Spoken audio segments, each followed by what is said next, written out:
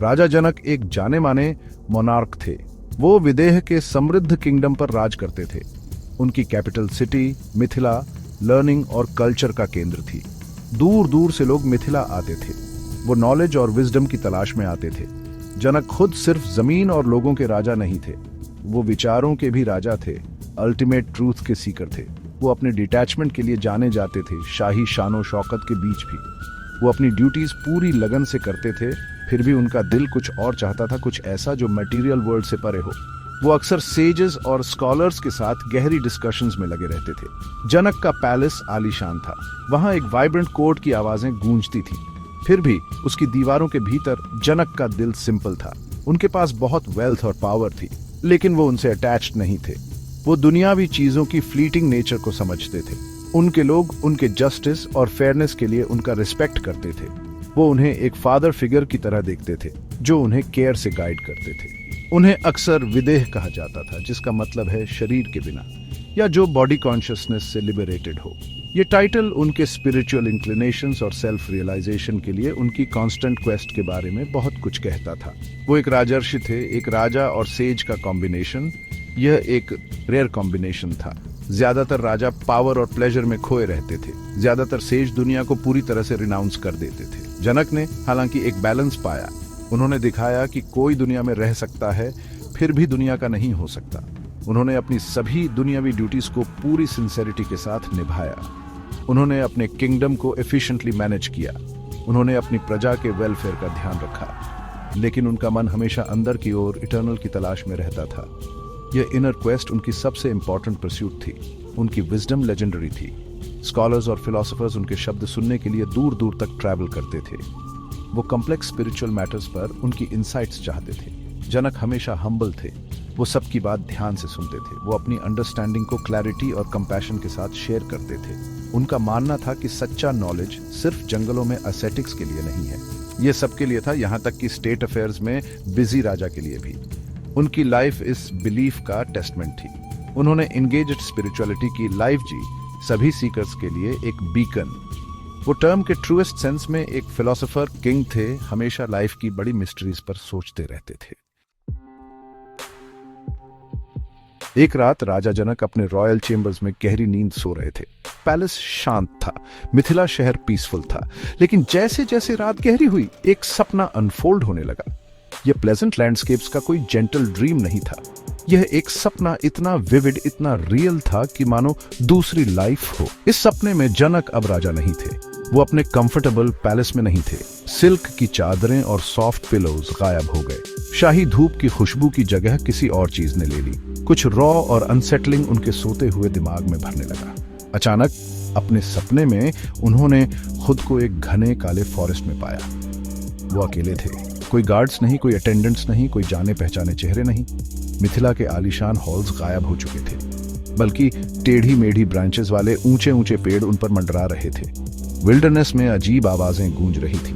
उन्हें ठंड लगी, सिर्फ फॉरेस्ट की हवा से नहीं, बल्कि गहरी डिसोरिएंटेशन की वजह से। वो कहाँ थे? वो यहाँ कैसे पहुंचे? ये सवाल उनके ड्रीम स्टेट मन में घूम रहे थे। उन्होंने अपने हाथों को देखा। उन पर शाही अंगूठियां नहीं थीं। उनके कपड़े राजा वाले फाइन सिल्क्स नहीं थे। उन्हें भूख की एक अनजान सी चुभन महसूस हुई। यह एक ऐसी परेशान करने वाली डेस्परेट हंगर थी जो उन्होंने कभी नहीं जानी थी। उनकी जागती हुई लाइफ में खाना हमेशा अबंडेंट होता था, सोने की प्लेट्स में सर्व किया जाता था। यहाँ इस ड्रीम फॉरेस्ट में कुछ भी नहीं था। उन्होंने बेरीज, जड़ों, खाने लायक किसी भी चीज की तलाश की, लेकिन फॉरेस्ट ने बहुत कम दिया। जल्द ही प्यास लगी, उनका गला सूख गया। वो झाड़ियों में लड़खड़ाते हुए चले, उनकी शाही डिग्निटी छिन गई थी। वो सिर्फ एक आदमी थे, खोए हुए और सर्वाइवल के लिए स्ट्रगल कर रहे थे। सपना अपने रियलिज्म में रिलेंटलेस था। उन्हें इस भयानक नए एग्जिस्टेंस में और गहरा खींच रहा था। सपना ऐसा लगा जैसे दिनों या शायद उससे भी ज्यादा समय तक चला। टाइम खुद डिस्टॉर्टेड हो गया था। वो बिना किसी मकसद के घूमते रहे। उनके पैर जख्मी और खून से लथपथ थे। वो राजा जनक, जो सेनाओं को कमांड करते थे और एक किंगडम पर राज करते थे, अब एक लाचार आवारा थे। कॉन्ट्रास्ट बहुत ज्यादा था, जिसने उनके अस्तित्व को झकझोर दिया। सपने ने कोई बचने का रास्ता नहीं दिया। इसने इस कठोर रियलिटी को उनकी एकमात्र रियलिटी के रूप में पेश किया। उनके महल की लग्जूरियस लाइफ एक दूर की याद की तरह लग रही थी, लगभग अनरियल। फॉरेस्ट, भूख, डर, ये सब बहुत ज्यादा अनडिनायबल रूप से प्रेजेंट थे। उन्होंने हर सेंसेशन, हर इमोशन को दर्दनाक क्लैरिटी के साथ महसूस किया। जैसे जैसे सपना आगे बढ़ा, जनक की सिचुएशन और डेस्परेट होती गई। भूख अनबेरेबल हो गई। उन्होंने सपने में दूसरे लोगों को देखा, लेकिन वे गरीब, स्ट्रगलिंग लोग थे। उनके पास शेयर करने के लिए बहुत कम था। वो जो कभी दिल खोलकर दान देते थे, अब खुद को भीख मांगने की पोजीशन में पाया। ये सोच ह्यूमिलिएटिंग थी, लेकिन शरीर की जरूरत पावरफुल थी। वो थोड़ा सा खाना पका रहे लोगों के एक ग्रुप के पास पहुंचे। बड़ी हेजिटेशन के साथ उन्होंने खाना मांगा। कुछ ने उन्हें इग्नोर कर दिया, दूसरों ने उन्हें दया या शायद नफरत से देखा। एक समय के शक्तिशाली राजा के लिए यह एक क्रशिंग एक्सपीरियंस था। आखिरकार किसी ने उन्हें थोड़े से मोटे अनाज का एक छोटा हिस्सा ऑफर किया। यह भूख की सबसे तेज चुभन को शांत करने के लिए मुश्किल से काफी था। उन्होंने इसे शुक्रगुजारी से खाया, धूल भरी जमीन पर बैठकर। कोई शाही डाइनिंग हॉल नहीं था, कोई सर्वेंट्स नहीं, कोई इलैबोरेट रिचुअल्स नहीं, बस सर्वाइव करने के लिए खाने का रॉ एक्ट। उन्हें एक गहरा लॉस महसूस हुआ, सिर्फ अपने किंगडम का नहीं बल्कि अपनी आइडेंटिटी का। अगर वो राजा नहीं तो कौन थे? यह सवाल उन्हें सपने में भी हॉन्ट कर रहा था। सपना सिर्फ फिजिकल हार्डशिप के बारे में नहीं था, यह उनके सेल्फ के सेंस पर एक असॉल्ट था। वो एक टाउन में भटक गए जो उनकी चमकती मिथिला से बिल्कुल स्टार्क कॉन्ट्रास्ट था। वह धूल भरा और गरीब था। वो एक भिखारी थे, भीख मांगने वाले, दूसरों से अलग नहीं। उन्होंने पानी, शेल्टर के लिए भीख मांगी। कुछ दिन उन्हें थोड़ा मिल जाता, कुछ दिन बिना कुछ मिले ही गुजर जाते। सपने ने पूरी तरह कंगाली की पिक्चर पेश की। उन्होंने होमलेस होने का डर, अगले मील की अनसर्टेनिटी, रात की ठंड का एक्सपीरियंस किया। हर पल एक स्ट्रगल था। उन्होंने कड़वे शब्दों की चुभन और अजनबियों की ठंडी इंडिफरेंस महसूस की। सपना रिलेंटलेस था, उनके शाही पर्सोना की हर परत को उतार रहा था। एक दिन इस सपने में उन्होंने खुद को एक ऐसी जगह के पास पाया जहां फ्री फूड बांटा जा रहा था। एक बड़ी क्राउड जमा हो गई थी, धक्का मुक्की हो रही थी। वो जनक इस केओस के बीच में थे, एक निवाले के लिए डेस्परेट। एक लंबे स्ट्रगल के बाद उन्हें चावल की खिचड़ी का एक छोटा बोल मिला, लेकिन जैसे ही वो उसे खाने वाले थे, एक बाज झपट्टा मारकर नीचे आया। उसने उनके हाथों से बोल गिरा दिया। कीमती खाना धूल भरी जमीन पर बिखर गया। वो डिस्पेयर में चिल्ला उठे। सपने की इस छोटी सी घटना ने उनके अंदर कुछ तोड़ दिया। पूरी तरह से हेल्पलेसनेस की फीलिंग ओवरवेलमिंग थी। सपने में उस गहरी डिस्पेयर के पल में जब बिखरी हुई खिचड़ी ने सारी उम्मीद खोने का रिप्रेजेंट किया, जनक अचानक जाग गए। वो अपने शाही बेड पर सीधे तन कर बैठ गए। उनका दिल जोर जोर से धड़क रहा था। वो पसीने से तर थे। कुछ पलों के लिए वो पूरी तरह से डिसोरिएंटेड थे। उन्होंने पागलों की तरह चारों ओर देखा। उन्होंने जाने पहचाने सिल्क के पर्दे, बेड पोस्ट्स पर खूबसूरत नक्काशी, सुबह के सूरज की हल्की चमक जो उनके चेंबर में आ रही थी, देखी। उन्होंने महीन कपड़ों को छुआ। उन्होंने महल के जागने की दूर से आती धीमी आवाजें सुनी। वो वापस आ गए थे। रिलीफ बहुत ज्यादा था, एक ठंडी लहर की तरह उन पर छा गया। यह सिर्फ एक सपना था, एक भयानक विविड सपना, लेकिन फिर भी एक सपना। वो राजा जनक थे। वो मिथिला में अपने पैलेस में थे। फॉरेस्ट, भूख, भीख मांगना, बिखरी हुई खिचड़ी, कुछ भी रियल नहीं था। उन्होंने गहरी सांसें ली, अपनी तेज पुल्स को शांत करने की कोशिश करते हुए। उनके अटेंडेंट्स उनकी चीख सुनकर अंदर दौड़े आए। वे अपने राजा को इतना डिस्ट्रेस्ड देखकर कंसर्न थे। उन्होंने पूछा कि क्या वो ठीक हैं। उन्होंने उन्हें नरमी से भेज दिया। जो कुछ हुआ था उसे प्रोसेस करने के लिए उन्हें टाइम चाहिए था। लेकिन जैसे ही शुरुआती रिलीफ कम हुआ, एक गहरा कंफ्यूजन घर करने लगा। सपना अविश्वसनीय रूप से रियल था। वो अब भी भूख की चुभन, अपने पैरों में दर्द, भीख मांगने की शर्म महसूस कर सकते थे। सपने के इमोशंस जोरदार तरीके से बने हुए थे। उन्हें फॉरेस्ट, धूल भरा टाउन, खाने के लिए डेस्परेट स्ट्रगल याद था। यह कोई पल भर का धुंधला सपना नहीं था। यह एक एक्सपीरियंस था, किसी भी जागते हुए एक्सपीरियंस जितना इंटेंस और डिटेल्ड। उनके मन में सवाल उठने लगा, अगर वो इतना रियल लगा तो इस जागृत अवस्था को और ज्यादा रियल क्या बनाता है। वो बेड से उठे और खिड़की तक गए। उन्होंने अपने खूबसूरत शहर मिथिला को देखा। उनका किंगडम सुरक्षित था, उनकी लाइफ वैसी ही थी जैसी होनी चाहिए। फिर भी सपना उनसे चिपका हुआ था। क्या भिखारी वाली लाइफ झूठ थी, या राजा वाली ये लाइफ भी किसी तरह से एक झूठ है? कौन सा एक्सपीरियंस सच्चा था? वो रियल था या ये रियल है? वो खुद से बुदबुदाए। सपने की विविडनेस ने रियलिटी के नेचर के बारे में उनकी सर्टेनिटी को चकनाचूर कर दिया था। उनके पैलेस का कंफर्ट अब अजीब तरह से फ्रैजिल, लगभग इल्यूसरी लग रहा था। राजा बहुत परेशान थे।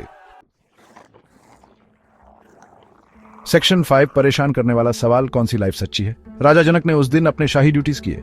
उन्होंने कोर्ट अटेंड किया, उन्होंने पिटिशनर्स की बातें सुनी, उन्होंने अपने मिनिस्टर्स को इंस्ट्रक्शंस दिए, लेकिन उनका मन कहीं और था। सवाल लगातार गूंज रहा था, वो रियल था या ये रियल है? उन्होंने अपने कोर्टियर्स के चेहरों को, अपने हॉल की शान को देखा। क्या उनके आसपास की यह सॉलिड दुनिया उनके सपने के फॉरेस्ट और धूल भरे टाउन से ज्यादा सब्सटेंशियल थी? सपना ऐसा लगा जैसे सालों तक चला हो। ये जागती हुई लाइफ भी सालों से चल रही थी। दोनों ही तब तक पूरी तरह कन्विंसिंग लगते थे जब तक वो उनमें थे। उन्होंने खुद को दोनों एक्सपीरियंसेस को कंपेयर करते हुए पाया। सपने में वो एक भिखारी थे, सफरिंग, डेस्परेट। अब वो एक राजा थे, पावरफुल, कंफर्टेबल। कौन सा जनक असली जनक था? सपने में भिखारी ने हर सेंसेशन को एक ऐसी इंटेंसिटी के साथ महसूस किया था जो अनडिनायबल थी। पैलेस में राजा भी अपनी करंट लाइफ के हर सेंसेशन को महसूस कर रहे थे। अगर सपना सफरिंग और स्ट्रगल के साथ रियलिटी का इतना कंपेलिंग इल्यूजन क्रिएट कर सकता है, तो क्या गारंटी थी कि यह जागृत अवस्था भी एक इल्यूजन नहीं है, भले ही ज्यादा प्लेजेंट हो? यह विचार बहुत अनसेटलिंग था। राजा की यूजुअल क्लैरिटी ऑफ थॉट धुंधली हो गई थी। उनकी प्रसिद्ध विजडम इस पर्सनल एग्जिस्टेंशियल क्राइसिस के सामने फेल होती दिख रही थी।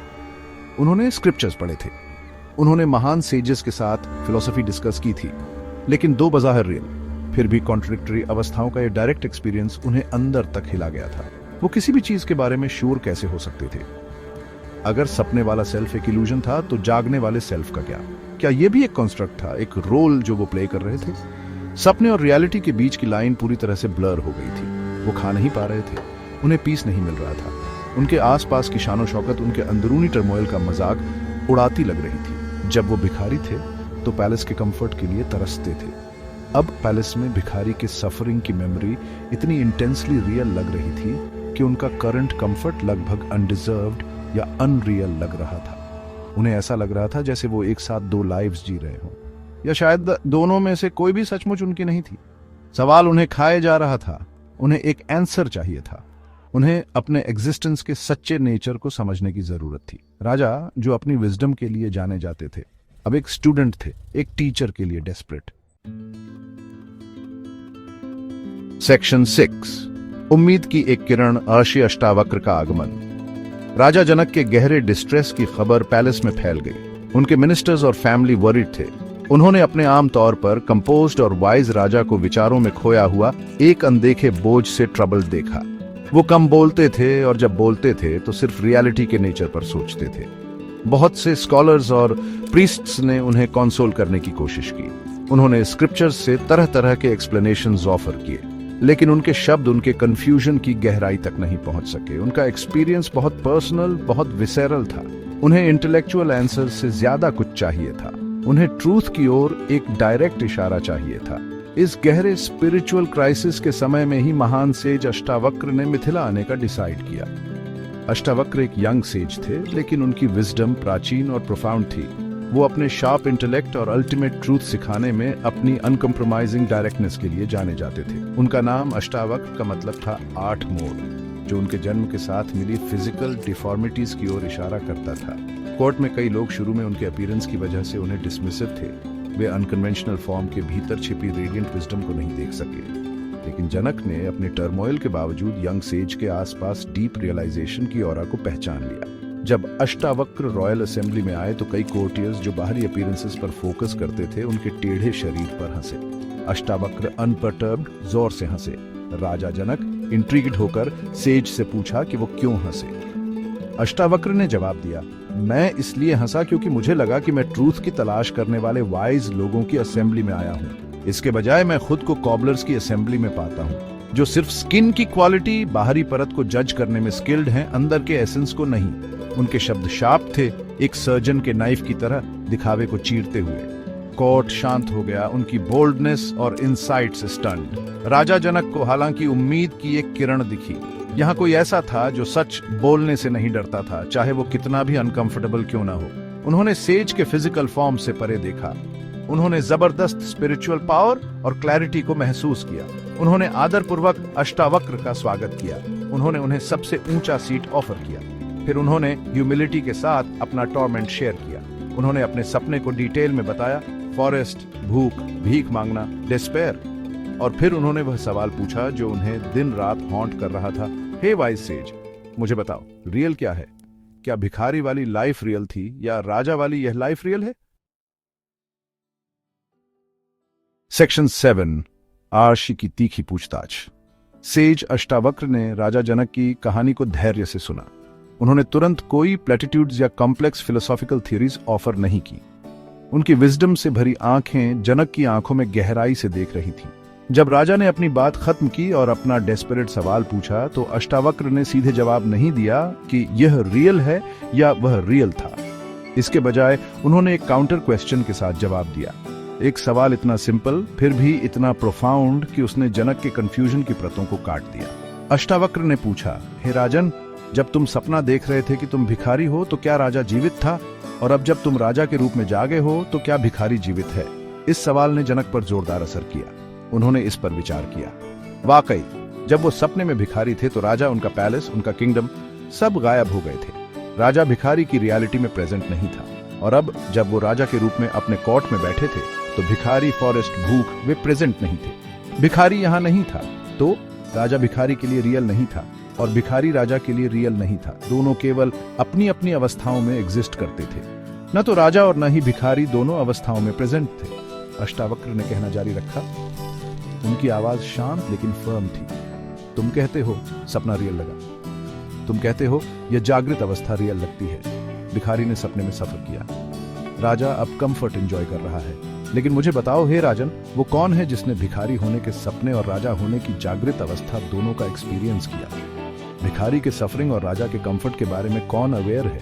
क्या सपने में एक तुम प्रेजेंट नहीं था जो भिखारी को विटनेस कर रहा था? और क्या अब एक तुम प्रेजेंट नहीं है जो राजा को विटनेस कर रहा है? इन सवालों ने जनक के पर्सपेक्टिव को बदलना शुरू कर दिया। वो एक्सपीरियंसेस की रियलिटी पर इतना फोकस्ड थे, भिखारी की लाइफ बनाम राजा की लाइफ। अष्टावक्र उन्हें एक्सपीरियंसर की ओर इशारा कर रहे थे, वो जो दोनों अवस्थाओं में कॉमन था। राजा सपने में नहीं था, भिखारी जागृत अवस्था में नहीं था, लेकिन मैं विटनेस दोनों में था। मैंने सपना देखा, मैं जागती दुनिया देख रहा हूं। यह मैं कांस्टेंट लग रहा था जबकि एक्सपीरियंसेस बदल रहे थे, स्क्रीन पर इमेजेस की तरह आते जाते। सेक्शन 8, अपरिवर्तनशील साक्षी की खोज। फिर अष्टावक्र ने विस्तार से बताया। उन्होंने एक्सप्लेन किया कि ड्रीम स्टेट और वेकिंग स्टेट दोनों ट्रांजिएंट हैं। वे आते जाते रहते हैं। उनके भीतर के एक्सपीरियंसेस, चाहे वो सफरिंग भिखारी के हों या कंफर्टेबल राजा के, वे भी टेम्पररी हैं। जब तुम उनमें होते हो तो वे रियल लगते हैं, लेकिन वे एब्सोल्यूट रियलिटी नहीं है। तुम्हारे सपने का भिखारी अल्टीमेट सेंस में रियल नहीं था, क्योंकि जागने पर वो गायब हो गया। उसी तरह तुम इस जागृत अवस्था में जो राजा हो, वो भी अल्टीमेट रियलिटी नहीं है, क्योंकि यह अवस्था भी तब खत्म हो जाएगी जब तुम गहरी नींद या किसी दूसरे सपने में चले जाओगे। दोनों रोल्स हैं, अपीयरेंसेस हैं। हे जनक, सेज ने कहा, न तो सपने का भिखारी और न ही जागता हुआ राजा तुम्हारा सच्चा सेल्फ है। तुम्हारा सच्चा सेल्फ वो है जिसने सपने को विटनेस किया और जो इस जागृत अवस्था को विटनेस कर रहा है। यह कॉन्शियसनेस, अवेयरनेस है जो सभी अवस्थाओं में प्रेजेंट है। जागना, सपना देखना और यहां तक कि गहरी नींद में भी जहां कोई ऑब्जेक्ट्स नहीं होते। यह विटनेस, यह साक्षी हमेशा प्रेजेंट, हमेशा अनचेंजिंग रहता है। ये वो स्क्रीन है जिस पर लाइफ और ड्रीम की ये सारी मूवीज चलती हैं। स्क्रीन खुद मूवी में दिखाए गए जॉय या सॉरो से अफेक्ट नहीं होता। यह जनक के लिए एक प्रोफाउंड रेवलेशन था।